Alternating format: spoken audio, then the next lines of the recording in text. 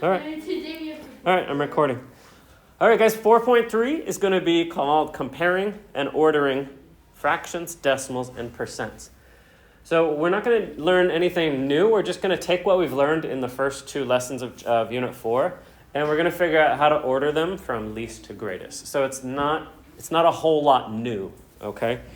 So let's take a look at this. So if we are given percents, fractions, and what else? Decimals. What we can do is we can convert them all to the same thing in order to see which one is smallest and which one is largest and which ones are in between. So the key for this is if you are given a list of, let's look at example A. If we have decimals, percents, and that's it, what could we do to figure out which one of these is the smallest and which one is the largest, and never say, I just did it in my head. Like, I want to see a process. What can we do to figure out which one is smallest? Because sometimes it'll be hard to do. Timothy. Either convert it all into a fraction or convert it all into a decimal. No, sorry. Convert it all into a percent or a decimal. Yeah. And we could do fraction. The problem with the fraction is we'd have to convert 4 of these to fractions. Yeah, but when percentage and decimals, then we have to do 2. Exactly. So if we wanted to convert the decimals to percentages, we just have 2 numbers to work with. Or if we want to convert the percentages to decimals, we only have 2 numbers. So you can do whatever you want, but I would say work less. So let's take a look at this. What should we do? Percents, or what do you feel more comfortable with? Converting these to percents or decimals? Angela, what do you think? Converting them to percents because it's, in my opinion, it's easier. All right. So Angela says she would keep those percents, and then we want to convert the decimals to percents. So now, 0.25. So 0.25 to a percent. Do you remember 4.2? How do you do that? Times 100, which means move this over twice, which gives us 25. So that's done. And now we go over here. Times what again? 100, which means move this twice because 100 has 2 zeros. Whenever there's an empty space, I fill it with a 0. So this is 50%. And now I have my 4%, and let's see, what does the question ask? List them from least to greatest. So which one of those percentages is the smallest? 0.9%. What's next? 25%. 40%. 50%. Pretty simple. Okay. Let's work with the next one. Let's look at some fractions. Do we want to convert the fractions to percents? Fraction to percent. All right. Let's, I'm not looking forward for the 0%. I don't know how to do this. What, for the 0%, you just leave it? Yeah, it's just 0. yeah, if we're converting the fractions to a percent, then these just stay percents. The Yeah. thing is, if we convert percentage to fractions, we'll have to make them all the same denominator.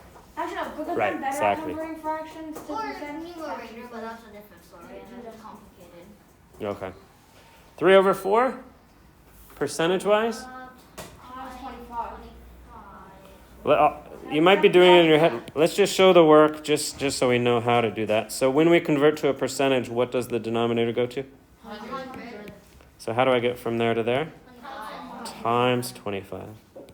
It's 75%. Times 25. 75. 75%. Okay. Again, you could know how to do it in your head, but just so you know how to do it there. 1 over 20, do the same thing. 5%. Times 5. Times 5 equals 5 over 100 equals 5%. So that problem's done. So let's list them in order. 0. 0. I'll put it down here because I'm out of space up there. 0, what's next? 5.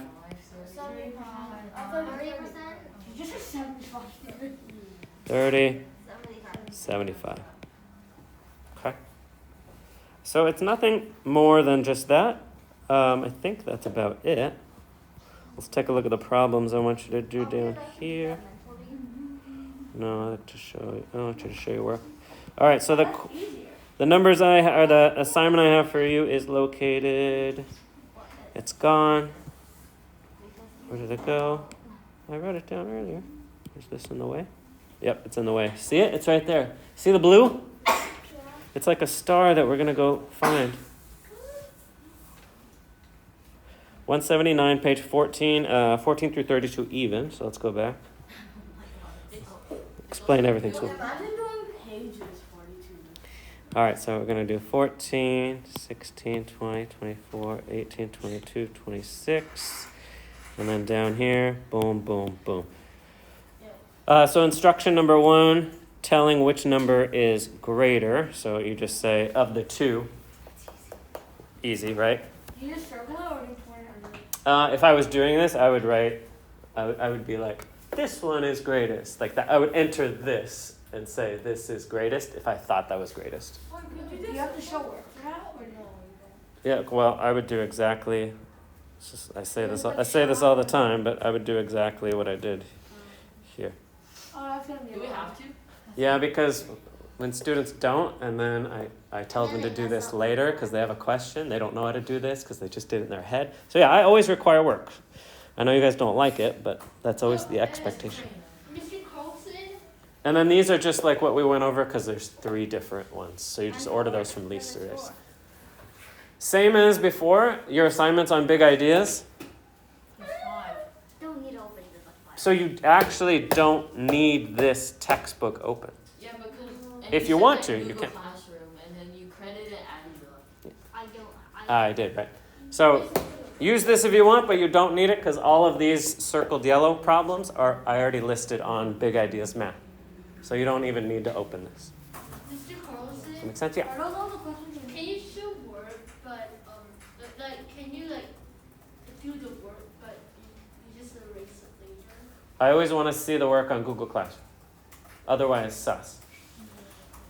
All right. You just copy someone's answer. Yep, you never know who's copying what. And trust me, the process of doing the work not in your head and putting it down on paper is actually beneficial, even though maybe half of you don't believe me. Okay, that is that. Otherwise, like I said, oh no, I recorded the whole video.